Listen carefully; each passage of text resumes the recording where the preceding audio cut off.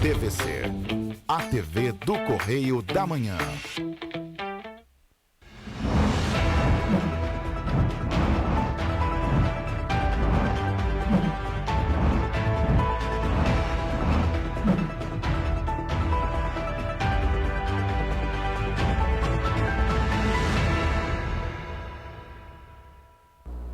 Olá, sejam bem-vindos ao Correio da Manhã, sejam muito bem-vindos. A gente já chega com muita informação nessa quarta-feira, feriado. Feriado, né, de 12 de outubro, sejam muito bem-vindos.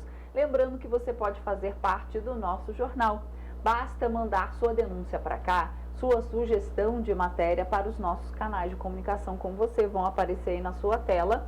Tem o nosso e-mail, tvccorreiodamanhã@gmail.com, e também o nosso WhatsApp, DDD 24 99839 8384, é a forma mais rápida de se comunicar com a gente. Manda sua denúncia para cá. Exatamente, gente. Pelas redes sociais você pode acompanhar também a nossa programação aqui da TVC e receber atualizações durante todo o dia aí para você ficar muito bem informado. Também tem o nosso portal tvc.16, por lá você também fica ligado nas atualizações de todo dia aí, das informações que a gente vai passar aqui para você agora. Gente, Petrópolis hoje amanheceu com o céu completamente azul, que delícia! O sol dando ar da graça novamente. Essas são imagens feitas hoje bem cedinho. Nossa, hoje arrasaram, hein? Olha que imagens lindas, feitas pela nossa repórter e produtora Nana Grace. Imagens lindas. Ali é a Igreja do Rosário, né? Que fica aqui no início da Rua do Imperador, no centro, no coração de Petrópolis. Diga-se de passagem, hoje é dia de Nossa Senhora Aparecida, certo? Exatamente. Padroeira aí. Exatamente. Então vamos às notícias desta quarta-feira, dia 12 de outubro. Banco Central realiza pesquisa sobre endividamento com faturas de cartão de crédito.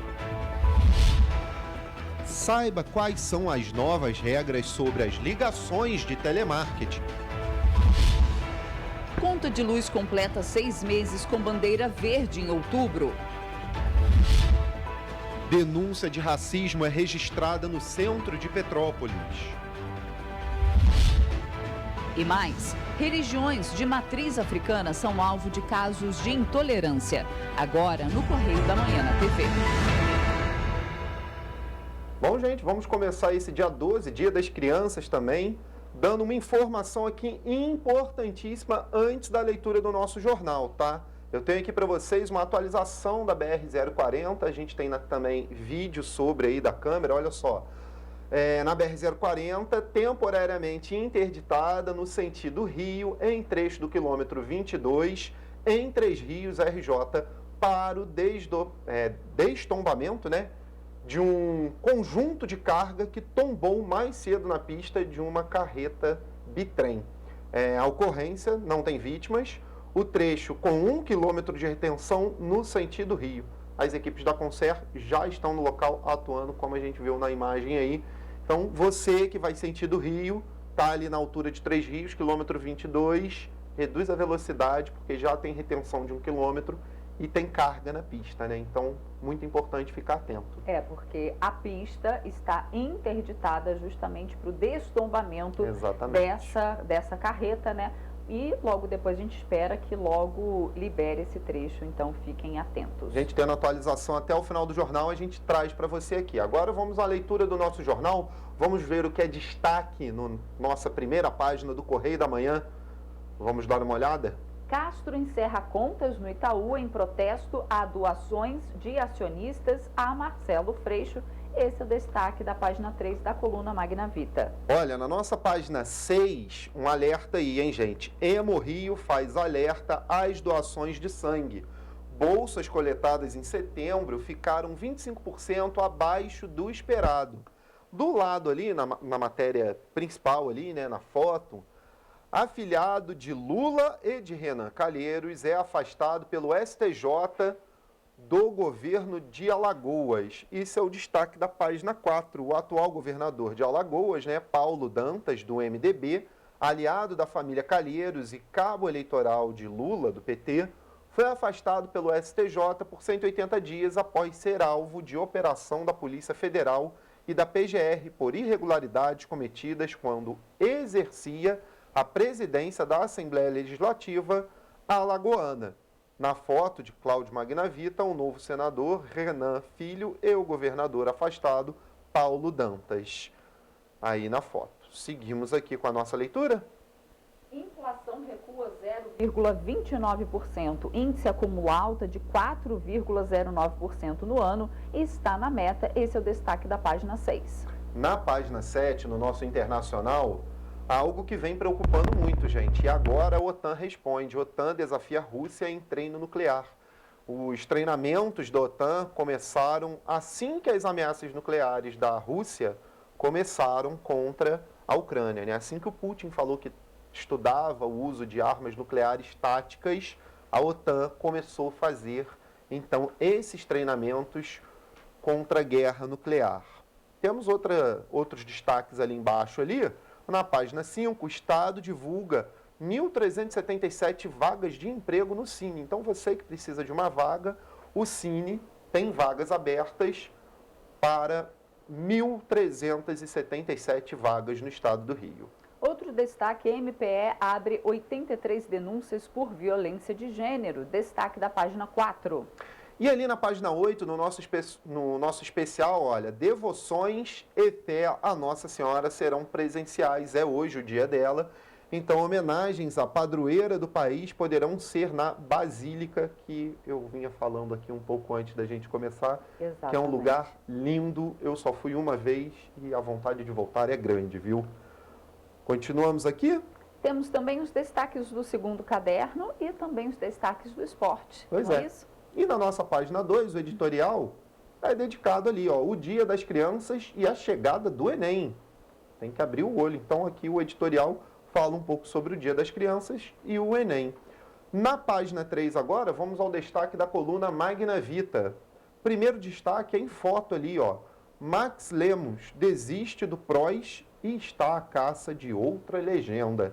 É a primeira foto aí da capa ali da página 3. E no Pinga Fogo, você pode ler o primeiro, por favor? Vamos lá. Itaú perdeu o governador.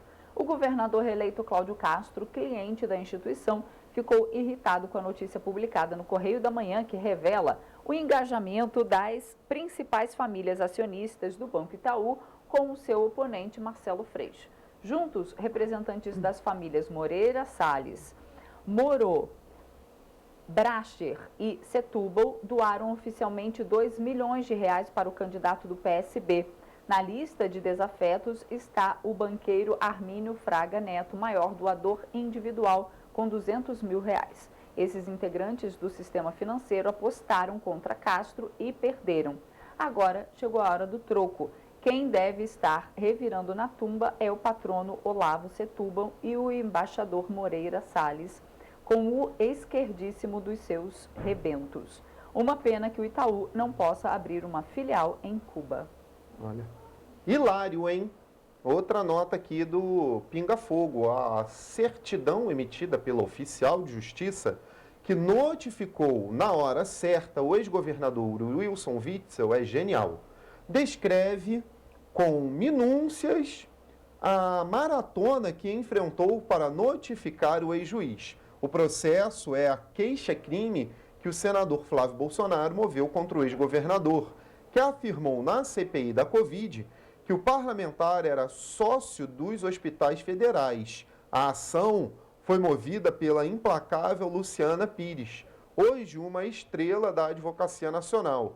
A forma que a advogada Helena Witzel tratou a oficial mereceria uma representação no Conselho de Ética da OAB. No site do Correio, a cópia da certidão. O curioso é saber da existência de seguranças privados na residência do Grajaú. Quem banca? Fica a resposta aí. E aí tem uma outra notinha aqui sobre Petrópolis aqui. Petropolitana? Isso.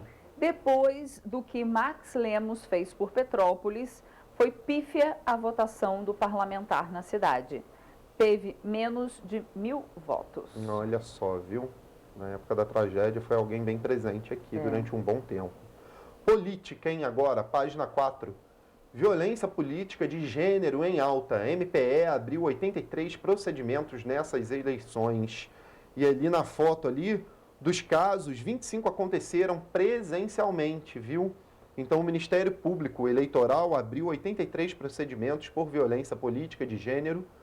2 episódios, 25 aconteceram em ambiente presencial e 38 no virtual. A maior parte das denúncias recebidas diz respeito à violência moral, 27 casos, e psicológica, 25. Violência econômica e estrutural também teve destaque, com 21 casos, envolvendo o representamento do repasse de recursos financeiros ou a não exibição da candidatura do horário eleitoral da rádio e televisão. Temos aí outras notícias nessa página. A STJ afasta governador de Alagoas, Paulo Dantas, e também debate nacionalizado. O primeiro debate no segundo turno da eleição de São Paulo, promovido pela Band, nesta segunda-feira, foi marcado por uma discussão nacionalizada entre os candidatos Tarcísio de Freitas e Fernando Haddad. Então tá aí. Vamos ao nacional agora, ainda na página 5 ali, na página 4, minto. SP, saúde pública em risco. Aqui o PC apura suspeita de recursos de materiais descartáveis em hospitais. Imagina só. Não, na verdade, reuso. Né? Reuso, perdão. Olha reuso só, de materiais. Muito grave, né? Suspeita grave. de reuso de materiais descartáveis. O próprio nome já diz, material descartável. Pois é, imagina reutilizar seringa. Nossa, isso nem cabe. Então, a Polícia Civil de São Paulo aqui investiga o suposto reaproveitamento de material hospitalar descartável para realização de exames de endoscopia no Hospital Municipal Integrado Santo Amaro, na zona sul da capital. Nossa, ainda mais grave. Endoscopia. Meu Deus. Não dá nem para pensar. O exame já é horrível. Imagina você reutilizar um material desse. Vamos, então, a outras notícias aqui no Nacional. Recenseadores são alvo de ameaças. Os recenseadores relatam casos de desinformação e até ameaças durante a coleta do Censo Demográfico 2022. Os episódios representam um obstáculo a mais para esses trabalhadores temporários que já reclamaram da demora na liberação de pagamentos. E temos também 5 mortos pela nova varíola. O Brasil totalizando aí 5 casos de mortes pela nova varíola. Bom, vamos ao estado do Rio aqui rapidamente. A gente falou ontem sobre essa notícia, a gente trouxe matéria, mas hoje ela está aqui também no nosso Correio da Manhã. Petrópolis é pioneira em aulas de natação para surdos no país. E ainda tem outros destaques aqui, ó, vestibular da UERJ 2023, traz aqui o que vai acontecer. A gente também falou isso aqui, que estão abertas até dia 17 de outubro as inscrições para o vestibular estadual 2023 da Universidade do Estado do Rio de Janeiro, a UERJ. E ali, Volta Redonda terá novo hospital para crianças. Mais um dos destaques mais legais que nós temos aqui na página é ali, ó, INEA inaugura torre no refúgio do Médio Paraíba, né? A estrutura permite melhor observação da unidade de conservação lá no Médio Paraíba. Então, o INEA inaugurou o Refúgio da Vida Silvestre do Médio Paraíba, uma nova torre de observação na trilha que leva até o mirante do Rio Paraíba do Sul. A estrutura permite que os visitantes fiquem a 2 metros de altura do chão, possibilitando a observação meandro do Rio Paraíba do Sul, que contorna o distrito, né, de Barão de Juparana, Valença. O Parque Estadual da Serra da Concórdia e o Monumento Natural Estadual da Serra dos Mascates. Olha, já quero conhecer, viu? Muito legal, né? Você leu aqui a unidade onde fica? A unidade fica entre os municípios ali de Resende, eu não conhecia, Itatiaia e Porto Real. Não, essa unidade eu ainda não conheço. Não conhecia. Não conheço ela ainda. Por isso que eu falei, muito interessante, já tenho vontade de conhecer, viu? Olha só, fica entre os municípios, conforme você falou, Resende, Itatiaia, Porto Real, Coatis, Barra Mansa, Volta Redonda, Pinheiral, Barra do Piraí, Valença, Vassoura, Rio das Flores, até faltou ar, Paraíba do Sul e Três Rios. Pega vários municípios, né? Unidade de conservação, interessante. Já tem uma das cidades aqui que eu conheço algumas, mas eu não sabia da existência dessa unidade de conservação ainda. Mas bacana. Fica agora anotado que eu vou conhecer, viu, gente? Vamos então à página 6, a página do Rio de Janeiro, porque a notícia principal aqui é Hemorrio liga o sinal de alerta. Banco de sangue está 20% abaixo do esperado para a época do ano.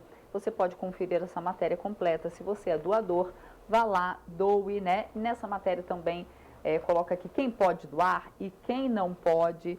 Então, o Hemorrio acendendo aí o alerta vermelho por falta de doações. Exatamente. Gente, o nosso tempo do primeiro bloco está se esgotando. Eu vou ser rápido aqui na página de economia, viu?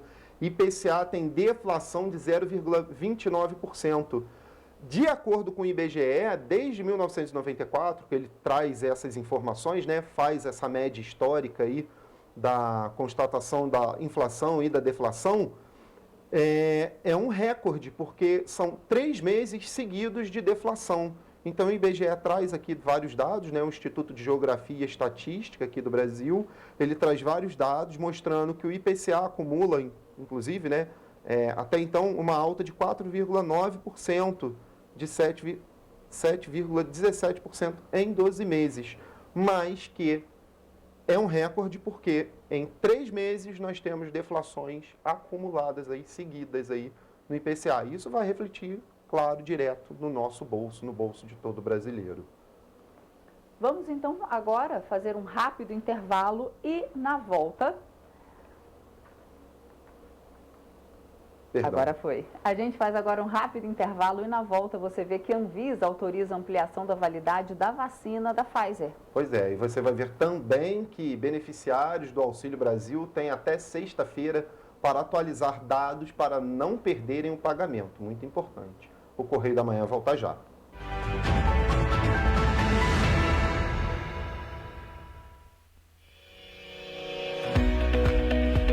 Olá, amigo e amiga. Esta época de tempo mais frio contribui para espalhar doenças respiratórias, incluindo a temida Covid-19.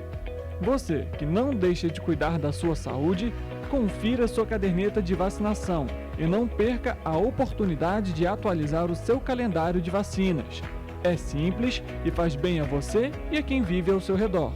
Acesse o site novaiguaçu.rj.gov.br. Procure o ponto de vacinação mais próximo e tome todas as doses recomendadas para a sua idade. Não perca tempo, pegue a sua caderneta e coloque a sua vacina em dia. Aproveita e confere a caderneta de toda a família também, tá? Juntos vamos seguir vencendo a Covid-19. Não vacile, vacine. Prefeitura de Nova Iguaçu.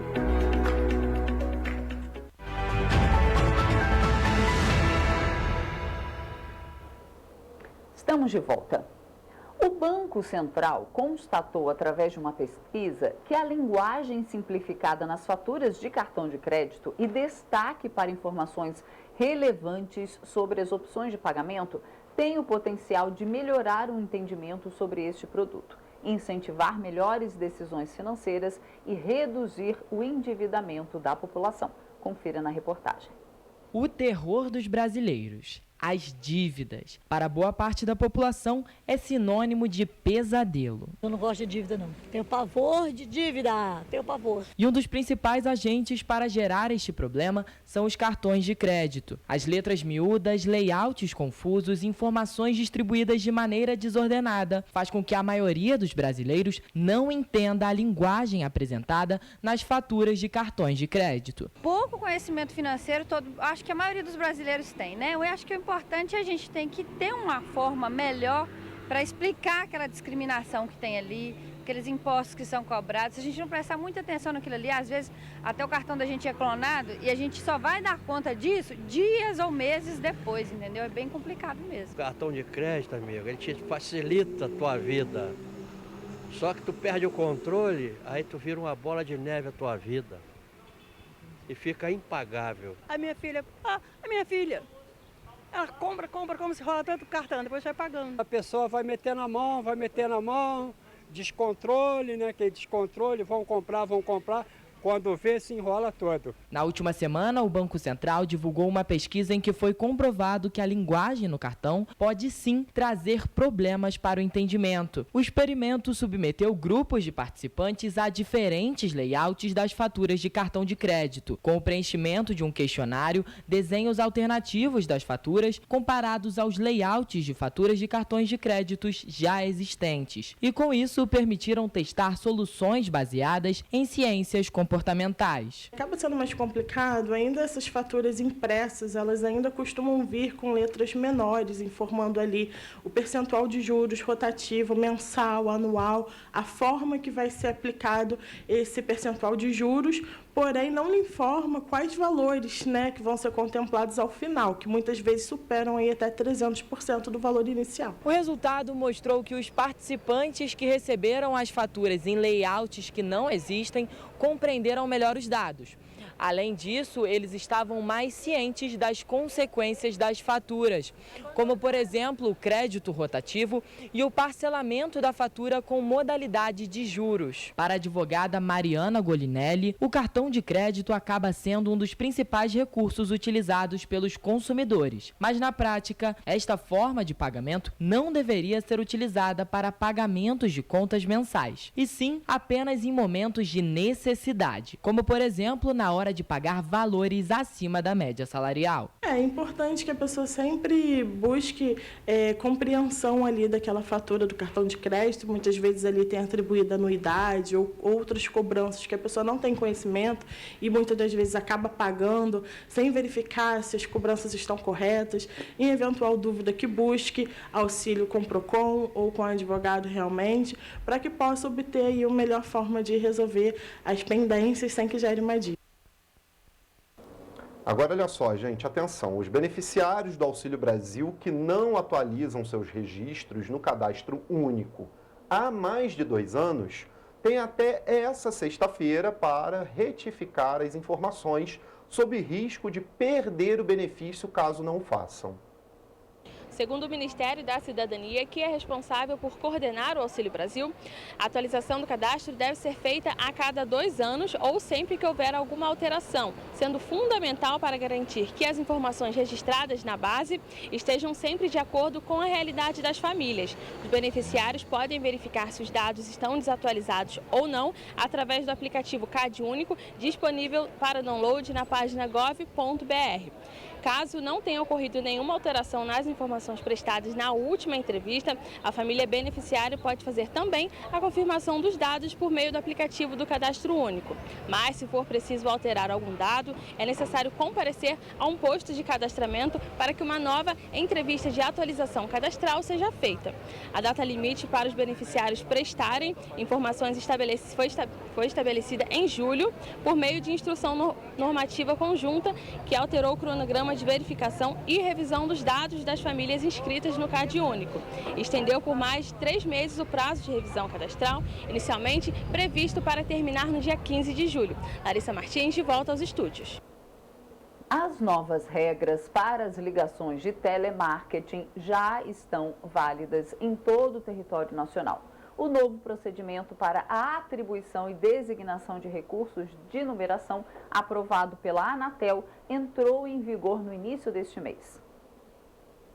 O superintendente substituto de Relações com os Consumidores da Anatel, Daniel Araújo, explicou que a agência vem implementando uma série de medidas para tentar resolver o problema das chamadas inoportunas. Através do Ato 13.672 de 2022, foram criadas regras para coibir o volume de chamadas indesejadas, criando inclusive o prefixo 0303 para identificar as chamadas de telemarketing para os usuários.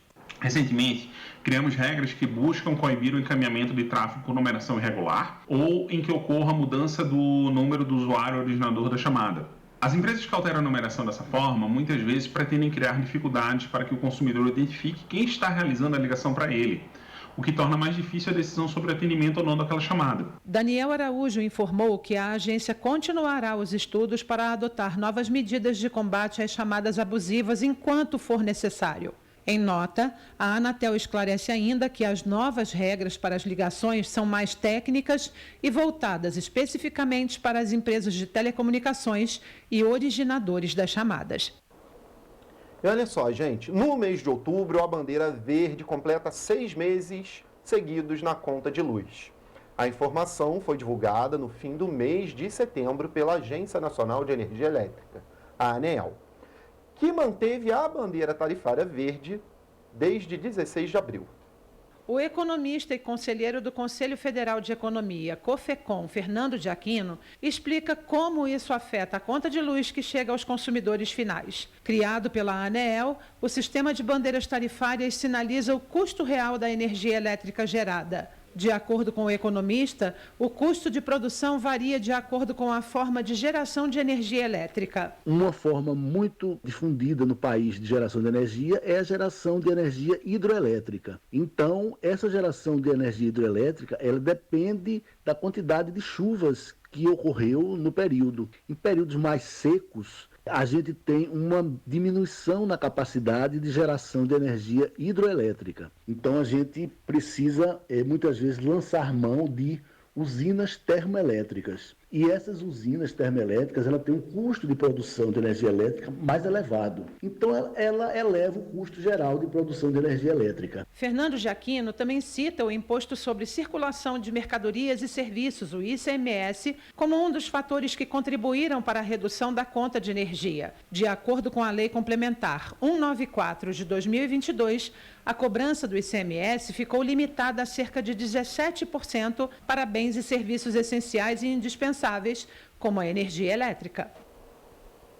E a Agência Nacional de Vigilância Sanitária autorizou a ampliação da validade das vacinas da Pfizer contra a Covid-19. Quem traz as informações é a repórter Rafaela Cordeiro. A Anvisa autorizou a ampliação do prazo de validade da vacina Pfizer para 15 meses. Segundo a agência, a medida vale para aquelas vacinas que tinham prazo de validade de 9 e 12 meses, que agora ganham 6 e 3 meses no prazo de validade, respectivamente. A medida foi feita a partir da aprovação da Gerência de Produtos Biológicos da agência. Já a vacina na versão pediátrica não teve alterações e continua com um prazo de validade de 12 meses. Rafaela Cordeiro, de volta ao estúdio.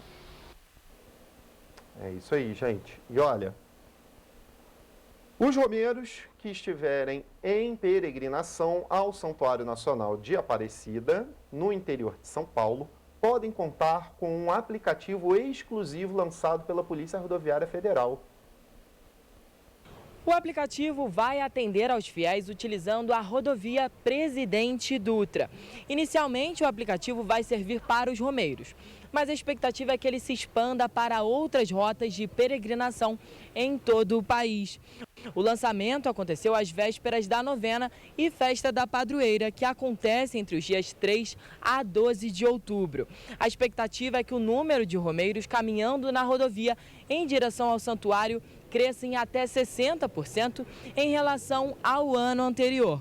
O aplicativo está disponível para Android e iOS e o programa permite que o usuário tenha acesso a informações como rota de interesse, pontos de apoio, restaurantes e rede hoteleira. O viajante também pode atualizar informações sobre as condições da rodovia, ocorrências de acidentes, condições climáticas, entre outras. No final do percurso, o usuário poderá gerar um relatório de conclusão da viagem, emitido pelo Santuário Nacional e pela PRF pelo aplicativo. Gabriel Fachola, de volta ao estúdio.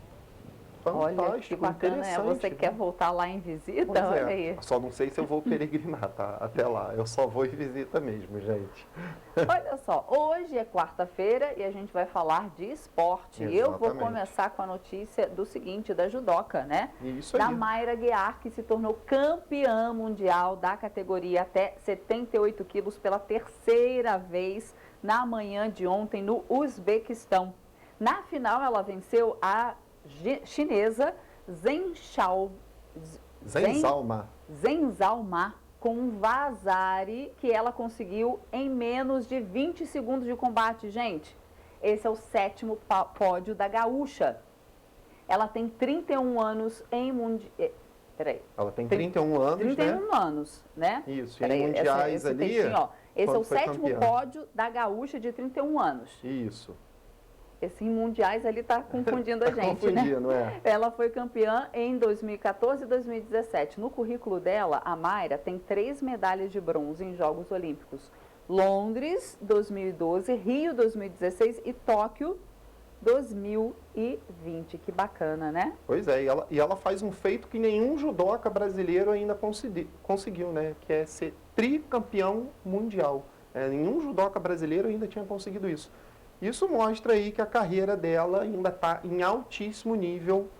E a gente espera ela aí na próxima Olimpíada aí, nesse alto nível disputando. Seja qual for a medalha que ela traga, é muito bem-vinda, viu, Maia? Ou também que tem uma participação fantástica. E olha só, vamos ver quais outras notícias do esporte a gente tem aqui para você. Vamos dar uma olhada ali na nossa página do Correio da Manhã, porque eu tenho algumas coisas para falar. Primeiro, está ali em grande destaque a Mayra, que a Roberta trouxe para a gente. Mas eu quero falar ali da Fórmula 1, do Max Verstappen ali, sobre a equipe. Ele foi campeão, é incontestável isso, né? Mas há contestações contra a equipe Red Bull Racing e também contra a equipe da Aston Martin, né? Que é aí do Sebastian Vettel, a equipe do Vettel que está saindo da Fórmula 1. A gente trouxe até aqui em primeira mão no dia, aqui no nosso telejornalismo, que ele ia se aposentar. No caso, a equipe está sendo condenada pela FIA por ultrapassar o teto de gastos. A Fórmula 1, para quem não sabe, tem um teto de gastos, você não pode gastar mais do que é previsto naquele ano para desenvolver o carro ou o motor, Roberta, desse carro. Uhum.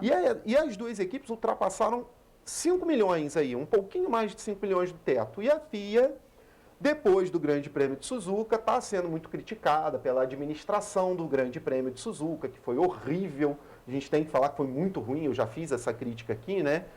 Meio revoltada a crítica até. Mas a FIA também está sendo criticada pela demora do julgamento dessas ações contra a Aston Martin e a Red Bull por ultrapassarem esse teto de gastos. Que, claro, impacta, obviamente, nos carros. E aí, o Binotto, continuando a história aqui, que nem traz aqui, mas eu sei de toda a história, o Matias Binotto, que é diretor da equipe Ferrari, ele fala o seguinte: bom, se são 3 segundos de diferença que o carro pode atingir com esses 5 milhões de gastos a mais, gente, 3 segundos na Fórmula 1 é uma vida. É a diferença entre ser campeão ou não na Fórmula 1. É exatamente isso. Então, realmente a FIA vai ter que fazer uma penalização muito pesada em cima dessas duas equipes aí. Até agora, essa penalização não chegou, só chegou uma multa, que eu acho que é pouco pelo que fizeram. E aqui tem uma matéria sobre a seleção brasileira. Se campeã, a seleção não vai a Brasília, que é uma tradição de anos aí, né? Pelo menos dos últimos 5 títulos, né? Podemos colocar assim, é uma tradição. Então a seleção não vai a Brasília se for campeã. É uma tradição, tá aqui, 2 pontos. Nas 5 vezes em que foi campeã mundial, a seleção brasileira visitou o presidente da República em Brasília, logo após a conquista de Juscelino Kubitschek em 1958 a Fernando Henrique Cardoso em 2002, passando por João Goulart em 62, Emílio Garrastazu Médici em 70 e Itamar Franco em 94. Sempre foi assim, mas dessa vez será diferente. A CBF decidiu que, mesmo se ganhar a Copa do Mundo do Catar, a comissão técnica e jogadores não farão escala na capital do país para celebrar com o presidente. E isso vale para qualquer que seja o resultado do segundo turno das eleições. Dando Lula ou Bolsonaro, não vai rolar beijamão. Estranho, né?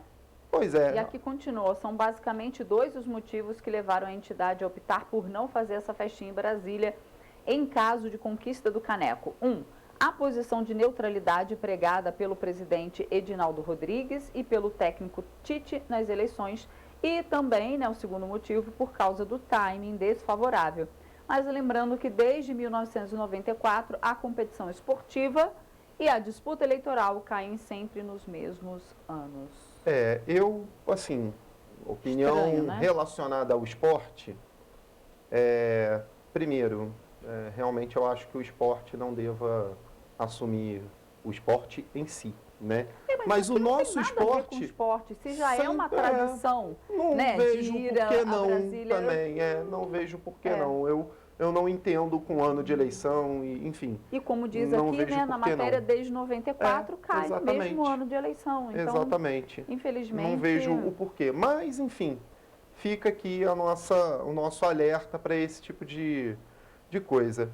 Mas, falando ainda em esporte, gente, hoje tem decisão importante para time do Rio de Janeiro, tá? Hoje tem Flamengo e Corinthians lá na Arena do Corinthians, em São Paulo, decisão da Copa do Brasil. É o primeiro jogo, né? O jogo de ida, porque o jogo de volta é aqui no Maracanã. Então, a torcida aí rubro-negra vai lotar o Maracanã com certeza na volta. Mas hoje começa a decisão da Copa do Brasil, é às 9h15 da noite. Então, você, flamenguista aí que já está ansioso pelo jogo, fica ligado nas telinhas aí para a gente comemorar junto aí. Quem sabe amanhã não tem um bom resultado. Esses são os destaques do Giro do Esporte de hoje, gente. Na sexta, a gente traz mais e provavelmente com a nossa Nana Graça aí, que sempre traz uma coisinha a mais no Giro. Exatamente. E você vai ver depois do intervalo que vacinação contra a raiva continua neste sábado em Nova Friburgo. E você vai ver também que homem é preso portando arma no centro de Petrópolis. Voltamos já.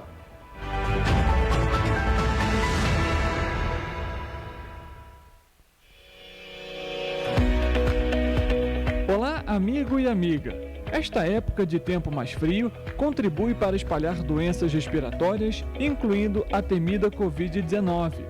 Você que não deixa de cuidar da sua saúde, confira sua caderneta de vacinação e não perca a oportunidade de atualizar o seu calendário de vacinas.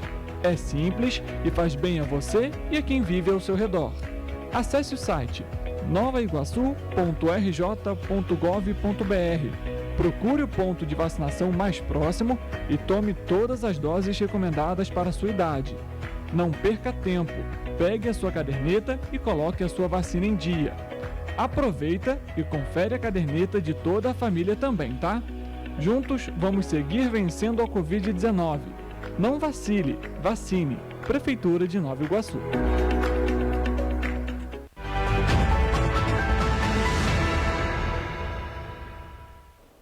Voltamos. E olha, na tarde da última terça-feira, um xingamento se tornou caso de polícia em Petrópolis. Tiago Silva, de 32 anos, foi chamado de macaco e o caso gerou revolta. Na tarde da última terça-feira, um caso de racismo foi registrado em Petrópolis. Durante um desentendimento, Tiago, que é instrutor de autoescola, acionou a polícia militar após ser chamado de macaco por um taxista. O caso gerou revolta na população, principalmente em quem presenciou os xingamentos. Tiago parou o carro em uma das vagas do táxi para ir ao banco, já que está com uma perna quebrada. E foi no momento em que os xingamentos começaram. Eu estacionei o carro na vaga, o taxista não gostou, porque eles acham que são dono da cidade, entendeu? No meio da situação, acabou acontecendo uma discussão com um terceiro. E quando eu estava entrando dentro do banco, o taxista me chamou de mendigo e de macaco, né? Então, não levei a palavra a ele, não ofendi ele em momento algum. Ele simplesmente, pelo fato de se achar melhor do que eu, me xingou de mendigo e de macaco. De acordo com a Constituição, a Lei 7.716 de 1989 pune os crimes resultantes de discriminação ou preconceito de raça, cor, etnia, religião ou procedência nacional, que é a discriminação contra estrangeiros. Mas, apesar disso, casos como o do Tiago ainda são recorrentes. Eu evito, cara, se fazer de vítima, né? Porque acho que a gente é ser humano igual a todo mundo, não tenho porquê me sentir mais ou menos que ninguém, né? Então, sempre corri atrás dos meus objetivos, sempre tive minha carteira assinada, sempre tive meus estudos em dia, entendeu? Então, eu sou igual a todo mundo. Só que isso não dá o direito de uma pessoa se achar melhor que A, que B, que C, preto, branco ou amarelo, entendeu? E é revoltante, né? Porque eu tenho que me expor, tenho que provar que fui agredido, né? E ele simplesmente, quando chega a viatura, fala que não e sai rindo como se nada tivesse acontecendo. Tiago e o taxista acusado de racismo foram encaminhados para a delegacia para prestarem depoimentos. É um absurdo, né? Até nos dias de hoje a gente ainda tem isso, né? Não tem nada a ver, né? Uma coisa é a briga de trânsito, ali, porque o cara, se a vaga era de táxi, ele não pode parar ali. Está demarcada de táxi, está demarcada de qualquer outra coisa, ele não pode parar ali. Exato, mas não o que o taxista tinha que ter feito? Chamado o guardinha e ter falar aqui, ó, multa ele porque ele parou na vaga indevida. Pronto. Acabou e o aí problema. já virou... Nossa, gente, e a gente vai continuar nesse assunto porque, olha só, a intolerância, né, falando em intolerância religiosa, ainda é uma realidade que assola comunidades em todo o mundo. No Brasil, esse problema está relacionado ao racismo, pois a intolerância religiosa é praticada em maior escala contra os adeptos das religiões de matriz africana.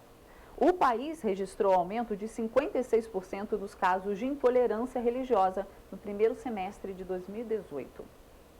Casos de intolerância religiosa, quando há discriminação e ofensa por conta da crença, são cada vez mais frequentes no Brasil. De acordo com dados do extinto Ministério de Direitos Humanos e do Disque 100, o país registrou aumento de 56% nos casos de intolerância religiosa no primeiro semestre de 2018, quando comparado ao mesmo período de 2017, quando foram registrados 1.486 relatos. No Rio de Janeiro, a capital foi a cidade que mais apresentou casos. Os maiores alvos são a religião do Candomblé, com 30%, e a Umbanda, com 22% dos casos. De acordo com Jonas de Souza Teixeira, diretor de um terreiro de Umbanda de Petrópolis, o preconceito está relacionado à escravatura. Normalmente são palavras, normalmente são adjetivos, né, que colocam o macumbeiro, e por aí vai. Só que quem é do santo até gosta de ser chamado de macumbeiro. Eu acho que tem a ver com o racismo e o preconceito. O Brasil teve essa mancha de mais de 300 anos de escravidão e tudo que é do negro era visto e é até hoje visto como pejorativo. Jonas explica ainda a diferença entre Umbanda e Candomblé, que é a dúvida de muitas pessoas que não entendem sobre a crença. O Candomblé é culto ao orixá, é culto ao Deus, à divindade. O Deus é o vento, né? Você não consegue pegar o vento. É uma cultura mais tribal, bem raiz, bem africano, por isso às vezes é meio confuso das pessoas assimilarem bem a Umbanda, o Candomblé. A Umbanda é o culto ao antepassado, a quem já viveu e não está mais aqui, aos caboclos, aos pretos velhos, a entidades de hereis, de criança, de boiadeiros, de marinheiro. O artigo 5º da Constituição Federal de 1988 assegura a igualdade religiosa e reforça a laicidade do Estado brasileiro, ou seja, o país aceita todas as religiões. Além da garantia constitucional e do pacto estabelecido pela ONU por meio da Declaração Universal dos Direitos Humanos, existe a Lei 9.449, de 13 de maio de 1997, que no primeiro artigo prevê a punição para crimes motivados por discriminação de raça, cor, etnia, religião ou procedência nacional. Quem praticar, induzir ou incitar a discriminação por conta dos motivos citados pode ser punido com 1 a 3 anos de reclusão e aplicação de multa. Apesar da clara ofensiva de punição garantida pela lei, não há uma lei específica para tratar somente casos de intolerância religiosa.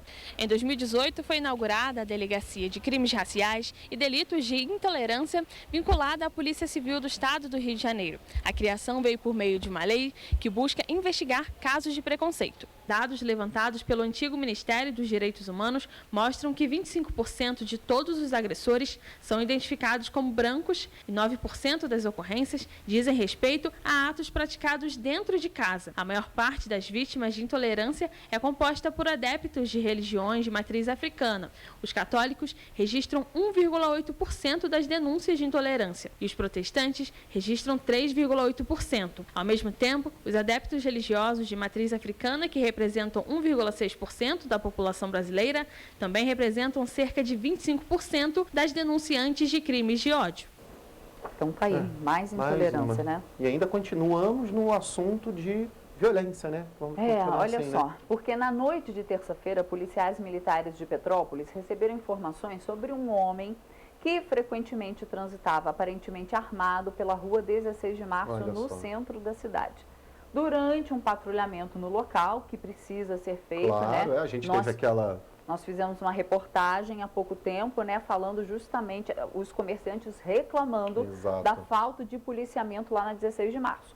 Então, durante um patrulhamento lá na 16 de março, os agentes observaram um homem descrito na denúncia. E ao abordaram, realmente encontraram uma pistola e 3 carregadores. Nossa. Aos policiais, o suspeito disse ser agente federal.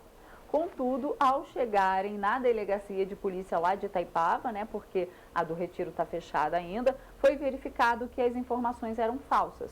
O criminoso permaneceu preso e a arma foi apreendida. Cara de pau, né? Só assim que a gente pode definir uma pessoa dessa. E olha, não estava com pouca munição não, viu? Porque 3 carregadores e uma arma é muita munição, gente. Se a gente for colocar em conta que é uma pistola em média pega aí entre 12 e 17 munições. É muita coisa, né? Imagina só.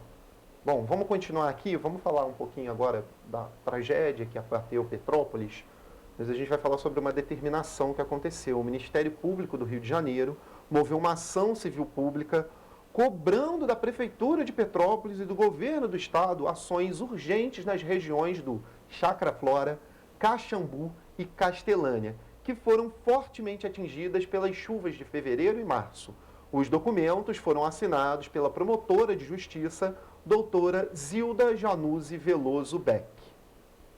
A ação civil pública cobra da Secretaria de Obras do município de Petrópolis e da Secretaria Estadual de Infraestrutura e Obras definições sobre as intervenções nas áreas atingidas pelo desastre do dia 15 de fevereiro e 20 de março. Nos documentos, o MPRJ afirma que pouco se avançou nesses meses de tratativas, havendo poucas obras com responsabilidade definida, sendo algumas já iniciadas, outras com apenas promessa de início. Afirma ainda que pouco foi feito no sentido de mudar o cenário, a vulnerabilidade e a exposição, o que possibilita garantir a segurança da população residente no entorno. Na região do Chácara Flora, o MPRJ aponta que não há sequer planejamento do governo municipal e nem do governo estadual para a execução das obras necessárias à eliminação dos riscos de novos escorregamentos. Não tivemos nenhuma intervenção onde caiu. Ainda está muito inseguro, inclusive a gente não tem segurança nenhuma para fazer nada, para reconstruir nada. A minha casa não caiu 100%, ainda tem 50% dela lá, mas a gente não se sente seguro em fazer nada porque não teve nenhuma intervenção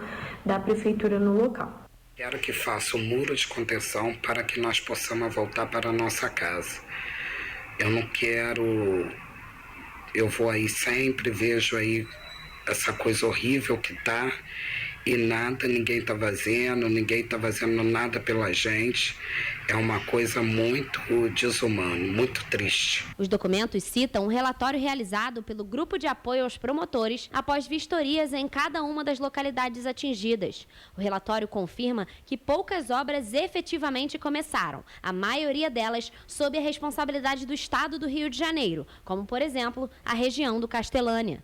No local, somente algumas vias estão com obras estruturais para mitigação de riscos, obras estas assumidas pelo Estado, enquanto outras localidades atingidas ainda não sofreram nenhuma intervenção estrutural. Eu acho que falta um pouco de amparo, né, do poder público, porque desde que aconteceu a tragédia ainda não vi medidas aqui no bairro para evitar que isso possa acontecer de novo, ou até mesmo alertar a população de uma maneira eficiente em caso de uma nova tragédia. Após 8 meses da tragédia, embora tenham liberado a passagem, ainda não foi feito a limpeza total dos escombros e o lixo que foi trazido através da enxurrada. Já a região do Caxambu apresentou diversos pontos de escorregamentos. Em alguns desses pontos, houve dezenas de pessoas afetadas pelo desastre, como também perdas de vidas. Na rua Flávio Cavalcante, foram 3 vítimas fatais. Na rua Bartolomeu Sodré, foram 9 vítimas fatais. E na Barão de Águas Claras, foram outras 3. Até o momento, os escombros das residências atingidas ainda não foram retirados e as obras também não foram iniciadas. Tem 8 meses que tivemos esse desastre e a prefeitura só veio aqui fazer a limpeza da rua junto com o agente morador. Desde então, a prefeitura não fez mais nada, não fez a limpeza da rua, não fez a limpeza dos rios, não fez nada. Então, assim, a mina que a gente tem aqui, que foi soterrada, onde teve um deslizamento, não vieram limpar, abandonaram a gente. Caxambu está abandonado. A sensação, desde esse tempo todo do poder público, é que nós estamos abandonados. A gente só serve só para votar e mais nada. Outro ponto importante citado nos documentos é a destinação dos recursos enviados à Prefeitura. O MPRJ afirma que, apesar de existirem recursos financeiros disponíveis, houve uma baixa adesão de medidas para evitar esses desastres naturais. De acordo com o Ministério Público, é evidente que a solução adequada para evitar esses desastres em áreas de riscos são medidas preventivas. Gostaria de saber quais serão as medidas do governo para evitar que novas tragédias aconteçam, visto que esses fenômenos são cada vez mais frequentes na região. Então, acho que o mais importante, além de lidar com o que aconteceu, é evitar que isso volte a acontecer. Nós não nos sentimos amparados pelo poder público, somente na questão do aluguel social, que ainda assim demorou para conseguir. Nesse meio tempo nós tivemos várias intercorrências e várias dificuldades, mas fora isso, no local não nos sentimos nem um pouco amparados pelo poder público. Na ação, o MPRJ insiste no fato de que, apesar de a Prefeitura ter apresentado uma série de planos de trabalho ao Ministério do Desenvolvimento Regional, não conseguiu executar nenhuma obra de reconstrução, limitando-se a ações de resposta, como socorro, assistência e restabelecimento de serviços essenciais, tais como limpeza e restabelecimento de acessibilidade de ruas. Por isso, o Ministério pede que seja determinado à Prefeitura e ao Estado a apresentação de um projeto básico para a licitação das obras estruturais nas encostas, além da demolição emergencial de escombros de casas que estiverem causando risco a outros imóveis no entorno. Também é solicitada a execução de obras de drenagem cobrindo as encostas e obras de contenção nas áreas afetadas. E, por fim, o MPRJ pede que seja feita a realocação temporária dos moradores que estão em áreas de risco mediante o pagamento do aluguel social. Senhor prefeito, desde 2002, o senhor entra e sai do poder. Nesse tempo todo, o senhor não tem um plano para poder ajudar a população que, infelizmente, a gente mora... A nossa moradia é tudo em costa. Então, quando é que o senhor vai orientar o povo não morar em costa? E quando é que você vai dar assistência a esse povo petropolitano? Me diz aí o que você vai fazer pela gente. Porque tem 8 meses, já se passaram, e a sensação que nós temos hoje que é de abandono. O presidente Jair Bolsonaro fez a doação necessária para a Petrópolis e cadê esse dinheiro? No centro da cidade já está bonito. E os bairros? Cadê o senhor?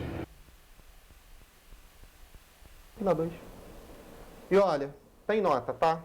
Procurado, o governo do estado informou que ainda não foi notificado pela Justiça. Já a Prefeitura de Petrópolis não respondeu os questionamentos mostrados na reportagem até o fechamento da nossa edição. Aliás, né?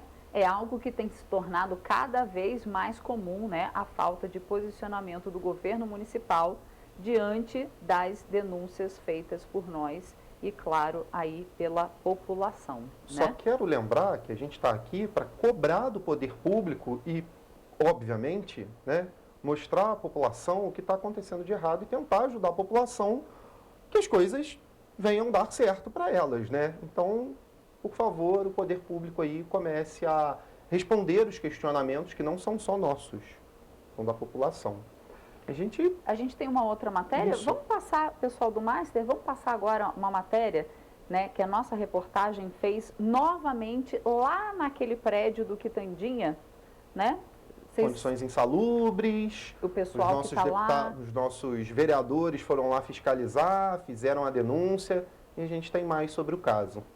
Nesta segunda-feira, os vereadores Fred Procópio, Ingo Rames e Domingos Protetor visitaram mais uma vez o prédio na Rua Pernambuco, onde 34 pessoas vivem através do aluguel social em situação precária. Essas famílias enfrentam problemas como a infiltração por todo lado, o mofo que tomou conta dos cômodos imóveis, o telhado apresentando problemas e o esgoto, que mina pelos ralos dos corredores, colocando em risco a saúde dos moradores, principalmente das crianças. Na última sexta-feira, a nossa equipe também esteve no imóvel para ver de perto o abandono dessas famílias. Naquele dia, a prefeitura informou que o proprietário havia sido acionado e que cabia a ele proceder com os reparos necessários no imóvel. Estivemos com as famílias novamente, porque o proprietário nos procurou na Câmara Municipal, se colocou à disposição para fazer algumas correções no prédio.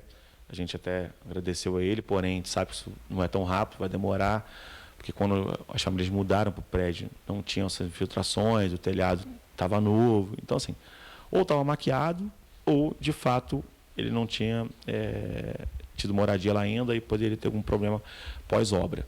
Então, nós ficamos preocupados com isso, apertamos ele um pouquinho, ele ficou de fazer algumas considerações, alguns reparos, inclusive no esgoto já tinha iniciado, ia fazer outras obras no prédio, porém isso vai demorar. O imóvel foi encontrado pela própria prefeitura durante mutirões que foram realizados na época da tragédia, na tentativa de realocar os desalojados e liberar os abrigos temporários.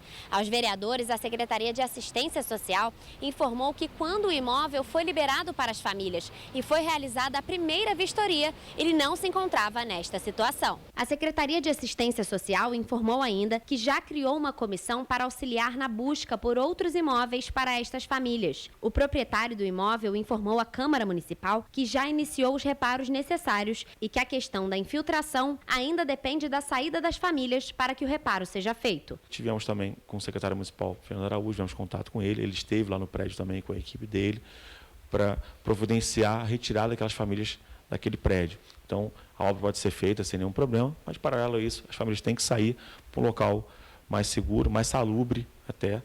Então, a gente precisa realmente acelerar esse processo. Então, nosso desafio agora, Rafa, é conseguir moradias.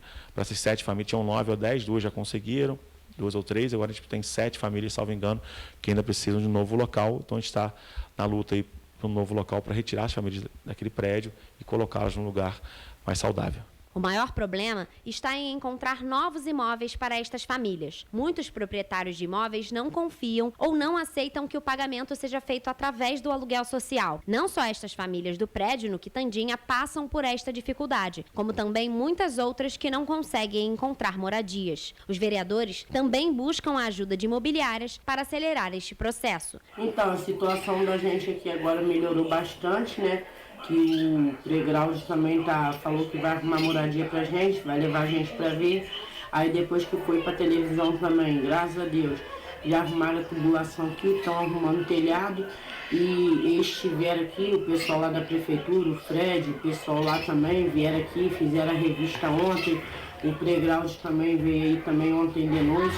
Eles estão, graças a Deus, nos acompanhando, né? Estão dando toda a atenção. E eu só tenho só a agradecer. Pelo visto, agora tudo vai se resolver. Muito obrigada a vocês todos. Desde a semana passada, a Câmara Municipal vem cobrando da Prefeitura o laudo da vistoria feita pela Defesa Civil no local. Também vão solicitar a documentação sobre a construção do prédio para verificar se houve acompanhamento técnico da obra, a verificação do habite-se e a cobrança de providências à Secretaria de Assistência Social, entre outras medidas para ajudar os moradores. E olha só, dessa vez a Prefeitura respondeu, né? A Secretaria de Assistência Social informou que o secretário Fernando Araújo esteve na Rua Pernambuco conversando com as famílias que moram ali e foi constatado que o imóvel, de fato, não tem condições de receber moradores. Que bom que eles concordam com isso. Na ocasião, o secretário informou aos moradores que a Secretaria de Assistência Social vai auxiliar as famílias na busca por novos imóveis para morarem pelo programa do aluguel social. Esse trabalho de busca por novos imóveis já está acontecendo. Pois é, continua. A Secretaria de Assistência Social lembra também que esses imóveis do Quitandinha, na ocasião da assinatura do contrato de aluguel, não apresentavam esses problemas. Além disso, é importante destacar que cada família beneficiária do aluguel social visitou o imóvel antes de assinar o contrato de aluguel. E ainda tem mais um trechinho. A Secretaria de Assistência Social reforça que toda família tem o direito de pedir o distrato de contrato de aluguel social sem perder o direito ao benefício. Já houve, inclusive, 252 rescisões. Exatamente. E agora a gente está assim com o tempo super estourando, mas a gente vai ver como fica o tempo nesse feriado do dia 12. Exato.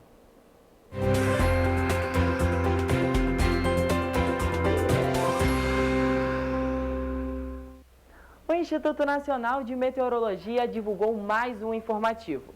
No estado do Rio de Janeiro, a previsão é de chuva entre 10 e 30 milímetros, até o dia 17 de outubro. Além disso, o INMET publicou a previsão para esta quarta-feira. Nova Friburgo amanhece com céu entre muitas nuvens, sem possibilidade de chuva. A expectativa é que ao longo do dia as nuvens diminuam. O município registrará elevação na temperatura, com mínima de 15 e máxima de 29 graus. Em Teresópolis, a situação é parecida. Manhã de céu entre muitas nuvens, sem possibilidade de chuva, e durante o dia as nuvens diminuem. O que muda são as temperaturas, com mínima de 15 e máxima de 29 graus. Em Petrópolis, a previsão é de sol com muitas nuvens. No termômetro, as temperaturas variam entre mínima de 16 e máxima de 31 graus. Já em Paraíba do Sul, a previsão também é de sol entre muitas nuvens. As temperaturas variam entre mínima de 18 e máxima de 32 graus. Em Pátio do Alferes, a previsão durante todo o dia é de sol entre nuvens. Na parte da noite, as nuvens devem diminuir e não há possibilidade de chuva. Além disso, no período da manhã, há possibilidade de ventos moderados a fortes. As temperaturas variam entre mínima de 17 e máxima de 32 graus. E em Três Rios, a previsão é de manhã com sol entre algumas nuvens e névoa ao amanhecer. A noite será de poucas nuvens e as temperaturas variam entre mínima de 19 e máxima de 33 graus.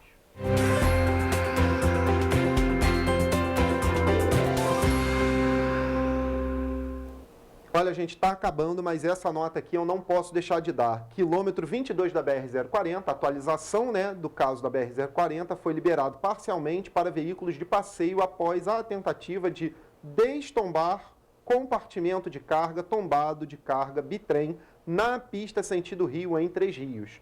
Nova interdição ocorrerá em breve para tentar liberar totalmente o trecho. Tem retenção de 1,5 km, sentido Juiz de Fora, operando normalmente no caso. Tá? O sentido Juiz de Fora operando normalmente no caso. Então, retenção de 1,5 km sentido Rio. É isso, por hoje a gente fica por aqui. Tchau, tchau. Tchau.